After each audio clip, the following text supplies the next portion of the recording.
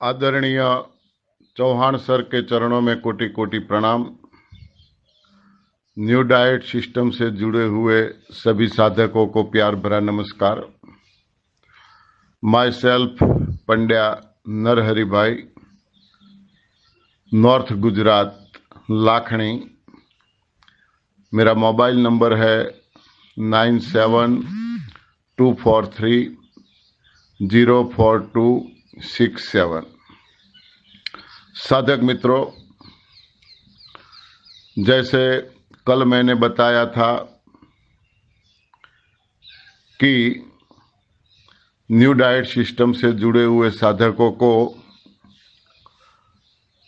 शिविरों में जाना है, नहीं जा पाते, समय की पाबंदी है, शिविरें नज़दीक में होती नहीं हैं, तो ये एनडीएस को कैसे फॉलो करें, इसके बारे में बहुत उत्कंठा लोगों में दिन ब दिन बढ़ती जा रही है।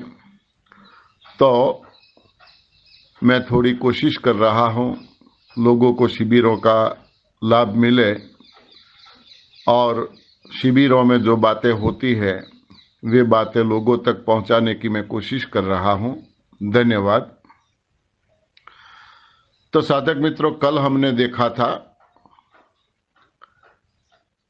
कि दर्द यानी कि रोग हजारों हैं, जब तक उसकी जड़ में हम नहीं जाते हैं तब तक हमें मन चाहा रिजल्ट नहीं मिलता है।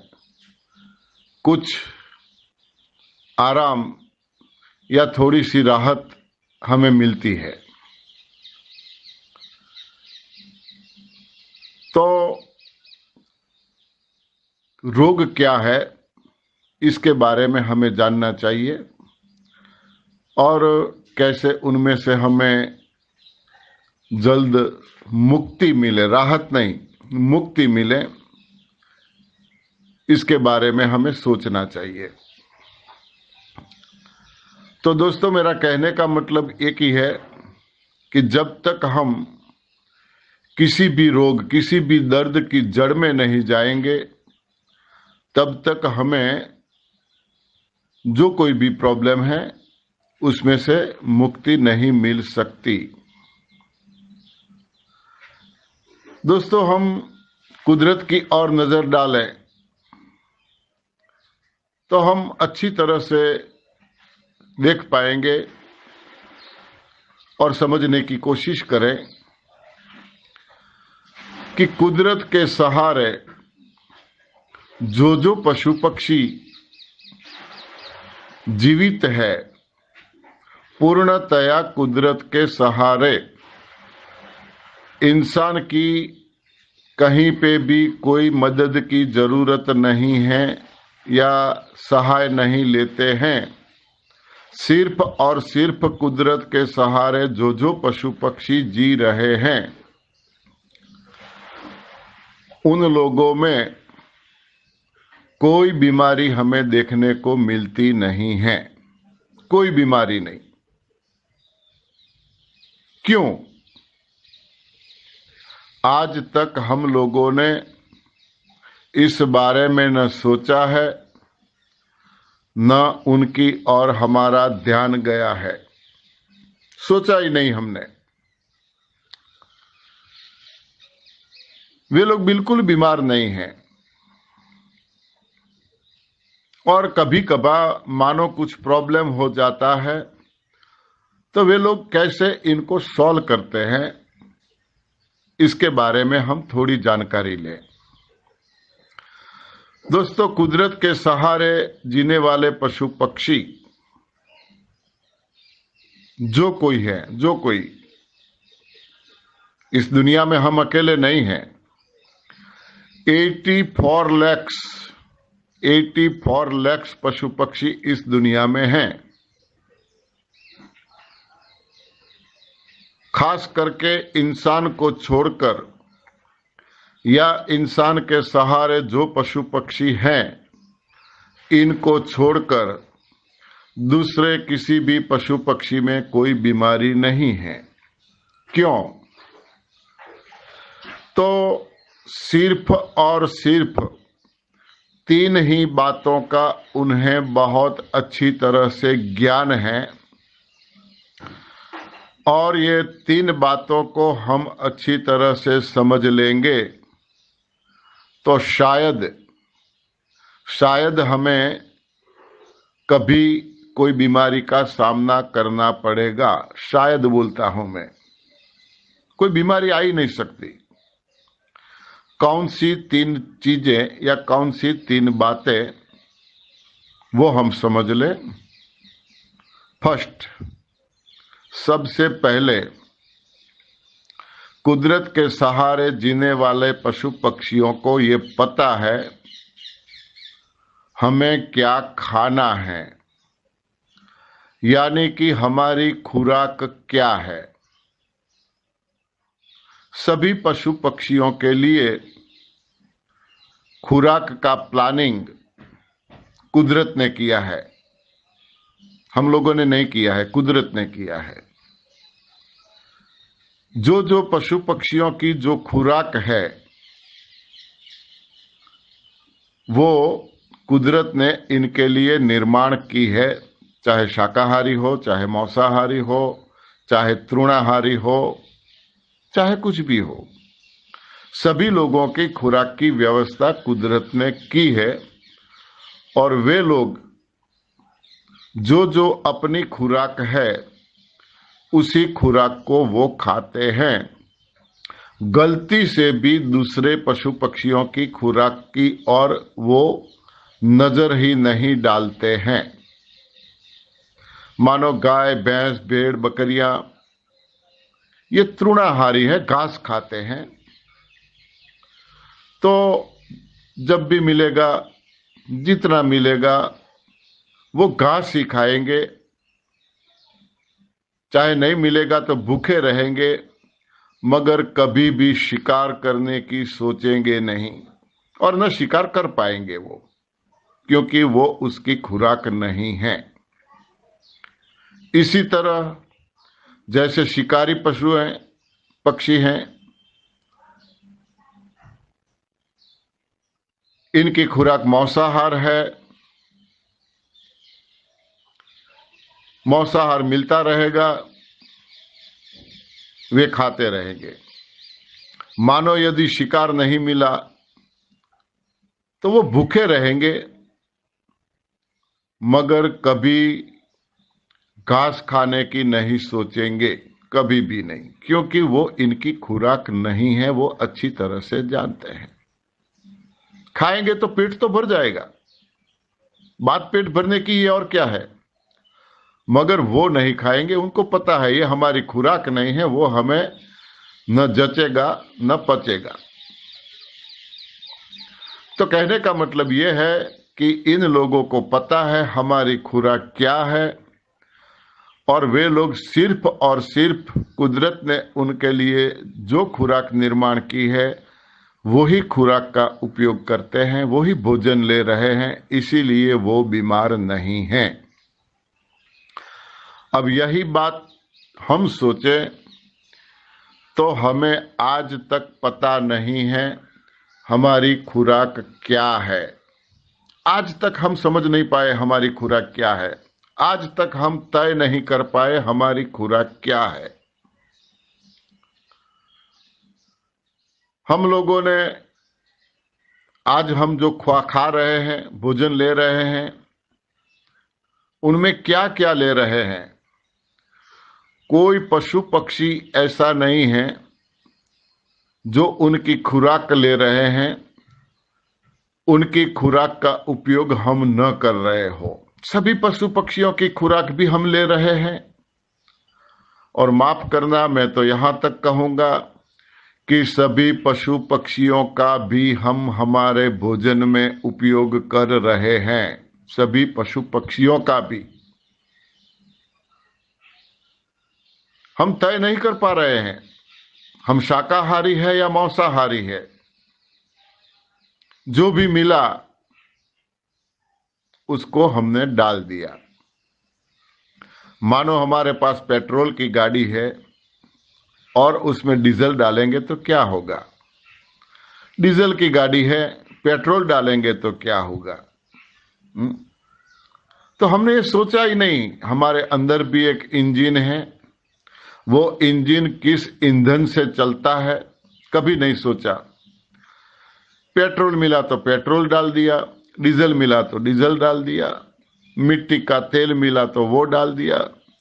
गैस किट फिट नहीं करवाई है मगर गैस मिल रहा है तो चलो वो भी आने दो। हाँ, जो भी मिला डालते रहे। परिणाम ये हुआ, हमारा इंजन झटका खा गया। हम बीमारियों की उलझन में, बीमारियों की जाल में फंसते गए। कभी सोचा ही नहीं हमारी खुराक क्या है, इसीलिए हम बीमार हैं। एक बात। दूसरी बात यह है, कुदरत के सहारे जीने वाले पशु पक्षियों को ये पता है हमें कब खाना है। उनके सामने चाहे जितनी भी खुराक पड़ी होगी, मगर जब उनको भूख लगेगी तभी वो खाने की कोशिश करेंगे। भूख नहीं है तो उसकी और वो देखेंगे भी नहीं, चाहे सामने कितनी खुराक क्यों ना पड़ी हो। इसीलिए वो बीमार नहीं हैं। कहावत है, बिना भूख का खाना, बिना राग का गाना कोई मतलब नहीं है। न वो पचता नहीं है तो अंदर यूं ही पड़ा रहता है। पड़े रहने की वजह से वो सड़ता है, गंदगी फैलाता है, और जो सड़ता है वो हमें नड़ता है। तो वे लोग जब भूख लगती है तभी खाने की कोशिश करते हैं, और यहां हम भूख क्या है इसका आज तक हम लोगों को पता नहीं है, या हम लोगों ने पता लगने ही नहीं दिया है भूख क्या है। सुबह में उठते ही हम चक्की चालू कर देते हैं, देर रात जब तक सोते नहीं हैं तब तक हमारी चक्की चलती ही रहती है। क्या खाना वो पता नहीं है, कब खाना वो पता नहीं है। इसी वजह से, पाचन न होने की वजह से हमारे अंदर वो खुराक पड़ी रहती है, सड़ती है और हमें नड़ती है, नुकसान पहुंचाती है। इसी वजह से हम बीमार हैं। जब भी भूख लगे तब खाओ, और भूख भी कैसी, कड़ी भूख लगने दो। ऐसा होना चाहिए, कब खाना मिलेगा, क्या मिलेगा, कहां मिलेगा, ऐसी कड़ी भूख लगेगी तब हमारे अंदर जठराग्नि जागृत होगा, और जब जठराग्नि प्रज्वलित होता है उसी दौरान हमारा भोजन जो कुदरत ने हमारे लिए तय किया है वही भोजन हम लेते हैं, तो तुरंत उसका पाचन हो जाता है। प्रज्वलित जठराग्नि में वो भोजन जाएगा तो स्वाहा हो जाएगा, तुरंत पाचन हो जाएगा, तो हमें कोई तकलीफ नहीं रहेगी। तो बिना भूख का हम लगातार खा करते हैं, भोजन लेते रहते हैं, उसकी वजह से हम बीमार हैं। तीसरी बात, कब खाना, कितना खाना। कुदरत के सहारे जीने वाले हर पशु पक्षियों को पता है हमें कितना खाना है। उनके सामने चाहे कितना ही भोजन क्यों न पड़ा हो, मगर उन लोगों को जितनी जरूरत है उतना ही खाते हैं, या कई बार उसको जरूरत से कम भी मिलता है तो भी इन लोगों को कोई प्रॉब्लम नहीं होता है। सही अर्थ में तो जरूरत से कम ही भोजन लेना चाहिए, तभी उसका सही ढंग से पाचन हो सकता है। तो उन लोगों को पता है हमें कितना खाना है, जरूरत से कम या जरूरत के मुताबिक वे लोग भोजन हो लेते हैं, इसीलिए वे लोग बीमार नहीं हैं। और अब यहां हमारी बात करें तो हमें पता ही नहीं है कितना खाना है। मानो कहीं शादी पार्टी में या कोई फंक्शन में गए, हाँ, तो पहले तो हम ये सोचते हैं चलो सब काउंटर को देख लें क्या क्या चीजें बनाई हैं, काउंटर पे क्या क्या लगा है, सभी काउंटरों को देख लेंगे हम। और यदि कोई हमारा मनचाहा काउंटर मिल गया तो वहां पर हम डटे रहेंगे, ऐसे डटे रहेंगे कि मानो फिर कब मिलेगा। खा लो, भरपेट खा लो। न सिर्फ हम भरपेट खाते हैं, बगल में हमारे परिवार वाले भी खड़े होते हैं तो एक कोनी लगा के इशारा कर देते हैं, भरपेट खा लेना, शाम को घर पे भोजन नहीं बनेगा। और डटे रहते हैं हम। कहने का मतलब यह है कि बाहर हम जाते हैं तो हर रोज घर पे जो भोजन लेते हैं उससे शायद 1.5 या 2 गुना भोजन हम कर लेते हैं। इसी वजह से हम बीमार हैं। तो कुदरत के सहारे जीने वाले पशु पक्षियों को पता है और ये 3 चीजों का वो पूर्णतया अच्छी तरह से ख्याल रखते हैं, इसीलिए उनमें बीमारी नहीं है। और इन्हीं 3 चीजों का हमें पता न होने की वजह से, या पता है फिर भी जानबूझकर हम ये कुछ कर रहे हैं, इसकी वजह से हम बीमार हैं। तो इन 3 चीजों को हमें याद रखना चाहिए। क्या खाना, कब खाना, कितना खाना। ठीक है। अब और एक बात करें, हमारे पूर्वज या हमारे ऋषि मुनि, हजारों साल की उसकी उम्र थी, हजारों साल की। क्रमशः उम्र घटती गई, घटती गई, घटती गई, कम होती गई। आज हम ऐसा बोल रहे हैं कि हमारी उम्र यानी इंसान की उम्र 100 साल की है। ये हम बोलने के लिए बोल रहे हैं 100 साल की। हकीकत में हम देखें, वास्तव में देखें, कौन है आज 100 साल का? कहां है कोई इंसान 100 साल का? है तो कैसे जी रहा है, क्या हालत है उसकी? क्यों ऋषि मुनि क्यों हजारों साल जीते थे और हम 100 साल नहीं जी पा रहे हैं? कोई जीता है तो कैसे जी रहा है?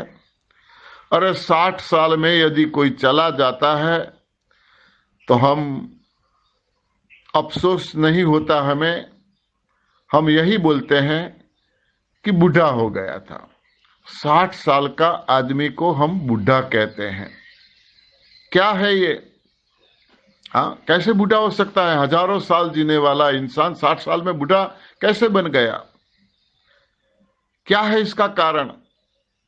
क्यों उम्र घटती गई हमारी? क्यों हमारे ऋषि मुनि हजारों साल जीते थे?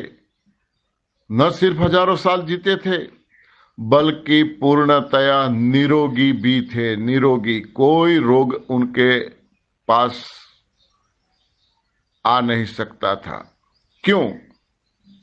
तो इन चीजों के बारे में भी हमें कुछ जानना जरूरी है। आज तक हमने सोचा ही नहीं कि वे क्यों हजारों साल जीते थे। बस हमने तो ऐसा सोचा, सतयुग था, वे लोग जीते थे। आज कलयुग है, कोई नहीं जीता है। दोस्तों, ठीक है, हम कल देखते हैं ऋषि मुनियों की लंबी आयु का महत्व क्या था और आज हम इतनी कम आयु क्यों भुगत रहे हैं। कल हम देखेंगे। धन्यवाद। मैं दोबारा बोलूंगा, ये ऑडियो क्लिप्स आप सुने, आपके परिवार को सुनाएं, समधी रिश्तेदार सब लोगों को भेजिए। क्रमशः हम आगे एक एक ऑडियो क्लिप हर रोज भेजते रहेंगे। धन्यवाद। जय तंदुरुस्ती।